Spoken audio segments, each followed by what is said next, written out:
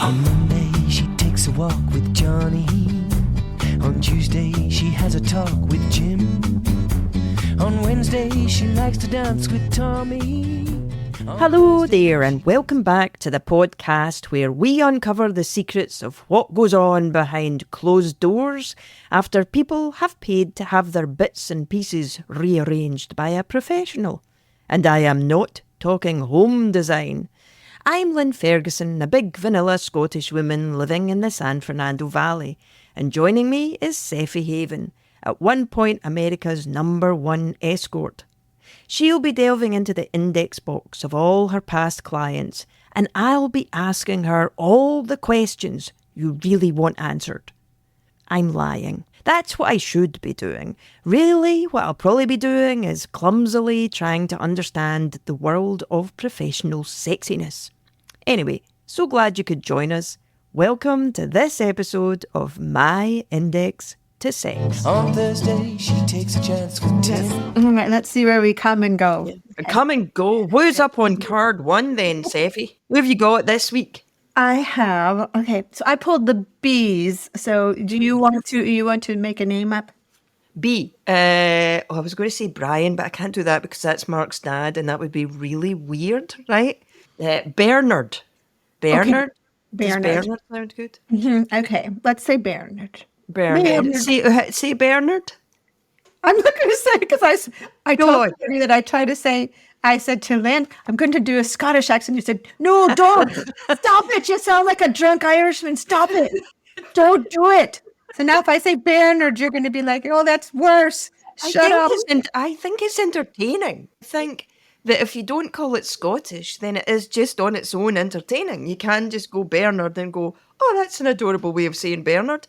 But don't go Bernard and say that's Scottish, because then that's when it... Do you know, as a person who has to be very careful of the lines, right? Because in your life, Sephe, you've had to be very careful of the lines. I think that's the line here that you don't cross, which you can say Bernard, right? Right. And say Bernard. Bernard. See, that's adorable, but it's just not Scottish. And then people will go, oh, she's adorable. Anyway, let's hear about Bernard. But if I say that it's Scottish, then I have like all the tartans, all the tartans go flying. No, I think there'll just be a lot of people around Scotland going, who is that woman? Right? I think she's Scottish. No, she's never coming here. Okay, Bernard. Bernard. Okay, so on the card, I have that he's from Maryland. So this was when I lived in New York. Right. So these were men that came into town, and they would contact me and say, I'm going to be in town this period of time. I want to see you. May I see you this date and time? And then to make an appointment. And at this time, I was booked like a month and a half in advance. So That was some job security, boy. And you know what worries me about Bernard already, though? is he came from Maryland. And listeners, I don't know if you know this, but Maryland's very famous for its crabs, right? That's what Maryland's famous for, crabs. Stop. Well, no, but I'm like, did he bring you a crab? Well, thank God, no, not the kind you put in butter and not the other kind. Let's see what I have. Oh, what I want to do. I've put you off now, haven't I? I've put you off. Now you have. Okay, 1 second. Okay. Bernard. Here we go. Was he a fisherman? Well, I have here that he worked for the Burger King Corporation. Oh, now, he wasn't a flippy burger guy because he wouldn't have been able to afford an escort. But yeah. And then normally I write nice things all through, but my first one was all caps, yuck, exclamation point. Did he bring you a crab then? Do you think that's what it was? I wrote yuck, exclamation point, very hard touch, pulls, pushes, underlined, no conversation at all. Right, and seems displeased the entire time, difficult, enormous cock, hard, I don't know, I'm apparently displeased for some reason, hard pumping, avoid if possible. Now, the funny thing about me saying to myself, avoid if possible, I work for myself. Why wouldn't I be able to avoid it? Like, what would make that not possible? I have a question, though. Something came to mind. And I was going to not ask it, and because I thought it might be too dirty, and then I was like, stop even thinking that way. It's Sephe, she'll be fine. For a normal's the wrong word. For a person who doesn't do a bad Scottish accent, right? Who doesn't do your work or hasn't done your work for a living, most women would say that they enjoyed an enormous cock, right? I don't know. But like in terms of working with penises, is an enormous penis a good thing or a bad thing as it goes? Do you know what I mean? Is it one of those things we go, oh no, it's too enormous? I mean, do you have to check the size of penis? Is there a penis size where you just go, I'm sorry, I cannot help you? Yes. Really? Yes. There might be no amount of lubrication that will help this situation. No way. Well, Really? think of it this way. I mean, What do you do then? Do you get like a rubber ring? Do you get like a life ring? Like a lifesaver and do it that way for them? Or what would you do if someone had an enormous penis? I don't know what I did. My God. I think, I did it because I said he's too hard pumping. So obviously we found the lube that made it possible. But I think it's a good question. Yeah, right? Very good question. But what would you do in real life if you were dating and you really liked a guy and he came over and this was going to be your first time, intimately, and then you were faced with, An enormous penis. Well, I probably would stop the matter there and then ask him if he was aware of Are you aware of your penis? of where he was at with that, and then in the knowing of that, what his custom was for dealing with, a gift which was also a curse. That's a great way of putting it. Yeah, Right? Yeah, I know. I don't know. I think in working, so to speak.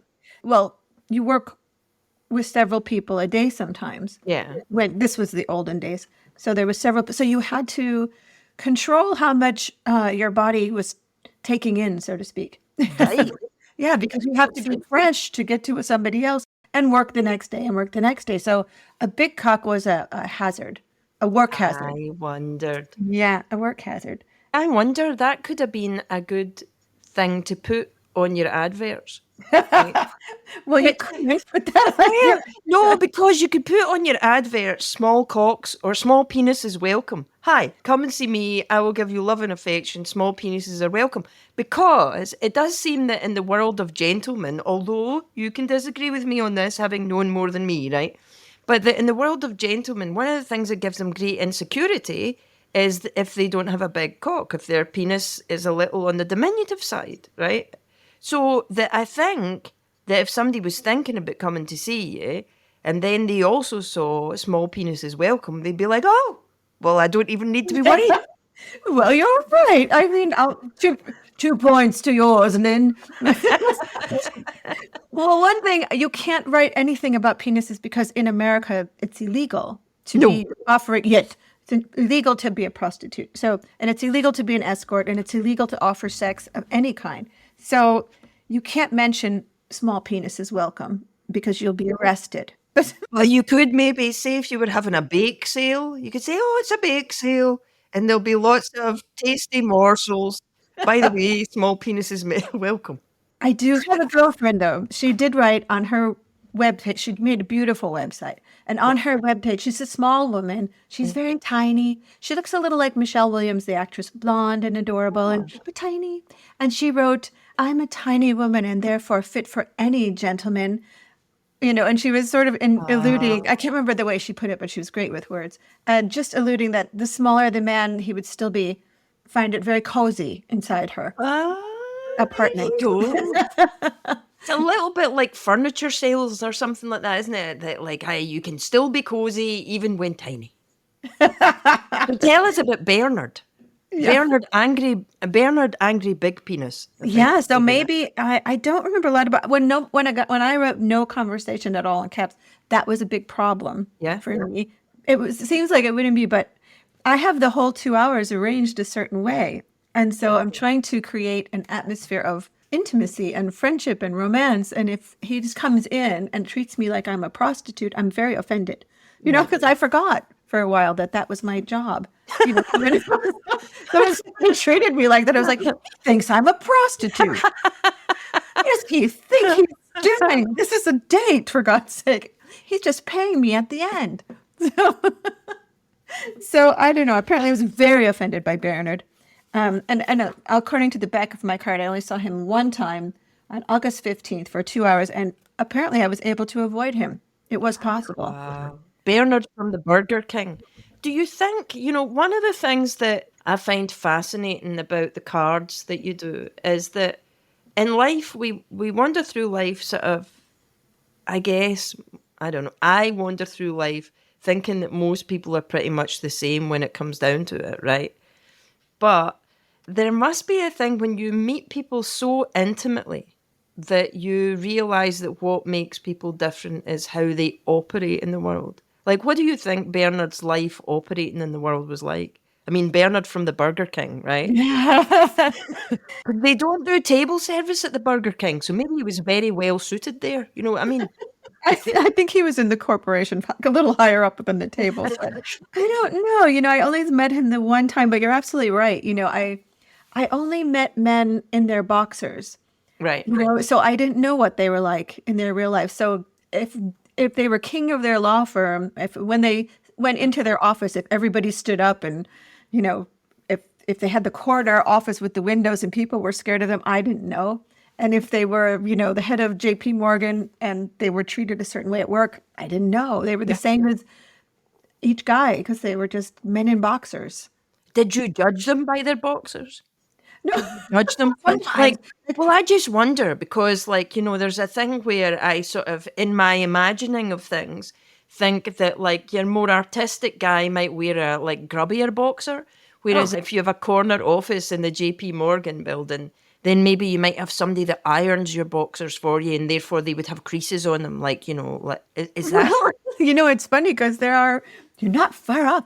Some men, and this was in the 90s, so this was a different period of time, but this is the days of, what do you call it? It wasn't, I don't want to say greed, but it was, the banks were king, and so a lot of these young men got jobs right out of school with their MBAs and worked they lived at their jobs.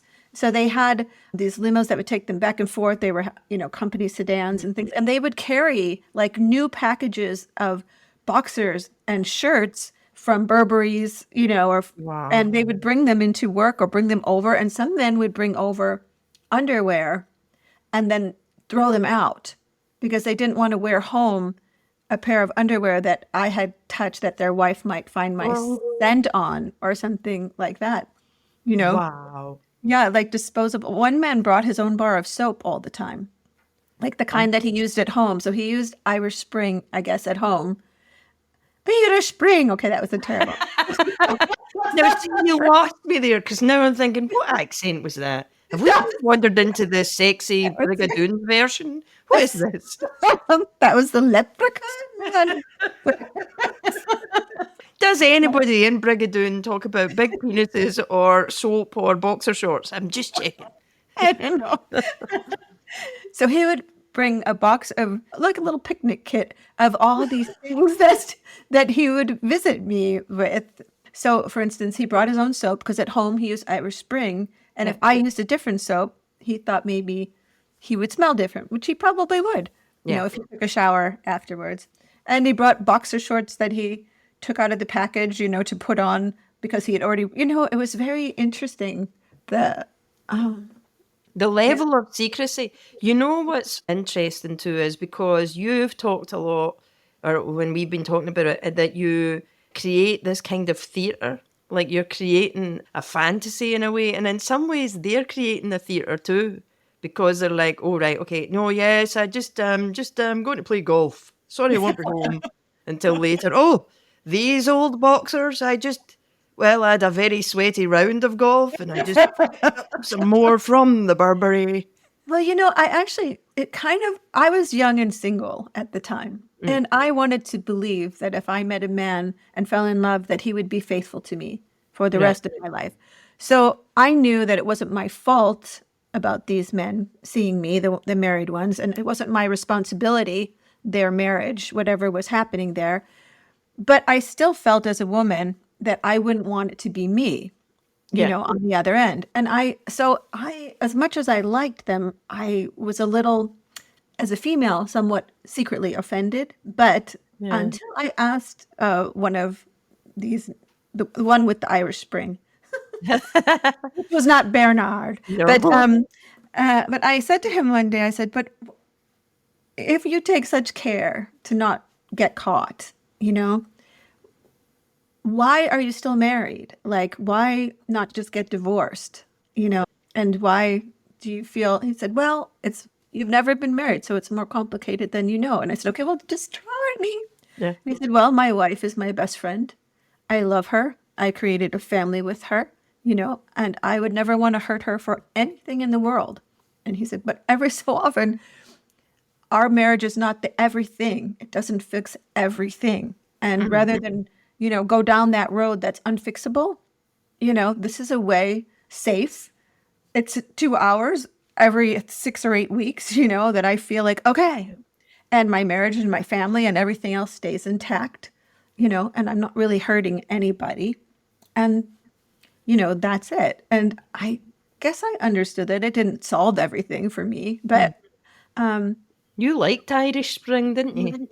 Irish Spring. no, I don't think I did. It was you didn't? I didn't mind. If you had a choice, right? If you had a choice between Irish Spring or Bernard, who would you choose? Irish Spring. All right, I see. So you did like him. I did like him as a person. He didn't come over that often. Right. I met him actually when I was traveling, actually to Maryland, which is strange. Don't go there, they've got crabs. I know. I never had crabs in Maryland. Yeah, he was very respectful and very sweet. The only thing I didn't like about seeing him was he came over super early in the morning. So I'd fly all the way and then I'd have to get up at 5 in the morning to see him by 7 because he wanted to see me before work. Right. So, Although by the same token, if you've ever, like when I was younger, I worked in the post office, delivering mail, and it was quite hard work. Really? Yeah, but not for long. wow. Only for a week because I was really bad at it. But what I did like about it, I didn't like the early mornings, but I did like about the fact of it was that once you got to about 9 o'clock, you were finished for the day. So that's the good thing about Irish Spring, I would have said. Well, yeah, except that for him, I don't know. I worked all day and night, so he was just my first one. But, Right. That's fascinating. You worked at the post office. Well, not really, because my dad it was nepotism. My dad worked at the post office and he got me like a summer job. So that's how I ended up there. But I really was terrible. I think I might have disappointed my father at the post office. But, Aw. yeah, but he was a nice man. He understood that I wasn't destined for a life in the postal service. Tell me about what kind of life do you think that Bernard had? I suppose what I'm asking is, was Bernard unusual in that you've written about him in capital letters? Or Yeah, is that was unusual that I couldn't persuade him into the imaginary circumstance that I wanted us to be living in. In his mind, I think he thought, I'm going to see a prostitute and that's what I'm going to do. Right. And I'm going to get in and get out and I'm going to do the thing. And I didn't want to be treated that way because I came from that way when I was an agency girl a long time ago. And I found that I couldn't do that business if I felt that that was my part. I didn't want to be that. And so myself and a couple other girls at the time, the business was changing and then we were the new blood. We brought new life to prostitution, blah. We kind of treated it as if it was something nice to do and made men see us differently and made men see us fuller, I think, rather than come in, squirt some oil on him, grab the thing. There have to be days like that, though. Did you ever have days when you just phone it in? Was there a point with Bernard where you just go, right, okay, you're not going to talk to me. Your penis is too big. This is technically not going to be my favourite thing. I'm going to phone this in. Oh, yes, Bernard, you're adorable. Oh, very sexy back. Right? Did you find yourself doing that? I probably at some point lost my patience with him and just moved that train to the end of the tracks. I'm sure that's what happened. And I was able to avoid him. So, and he probably didn't want it. There were men that they called themselves hobbyists, which I thought was incredibly insulting. And they called girls providers, which sounded like an insurance company or something. And it dehumanized everything again. And I would imagine that if Bernard was around when that lingo was going around, that he would have been one of those men that said, I'm a hobbyist, I only see girls once. Because he's collecting quantity, he wants variety. But each one of them is going to be disappointing for him because he is just a disappointed guy. Yeah, he's disappointed, obviously. Yeah. But who knows what's going on deeper than that? I didn't really get to know him, I guess. You didn't find out anything about him, that he had any family or anything? He just had an enormous penis and a chip in his shoulder, and that was it. And he worked at Burger King. Burger King, in and out, that's the thing. You see, that's the way they work. With his Whopper. Is it Burger King that have got Whoppers? Yes, it is, actually. The story of Bernard and his Whopper. She's the sweetheart of 6 other guys. Well, there you go. Behind closed doors, bigger is not always better. That's true of home design and also all sorts of other areas. See you again next time. She's the sweetheart of 6 other guys. You have been listening to My Index to Sex, produced by Fergal LLC. The music was performed by Chesney Hawkes, and you can learn more about Sephe Haven at sephehaven.com. Go to mitspodcast.com to check out the show notes for more details, including how to stay in touch, give feedback, and ask questions. All the best. Sunday's my only time with that bozo of mine, 'cause she's the sweetheart of 6 other guys.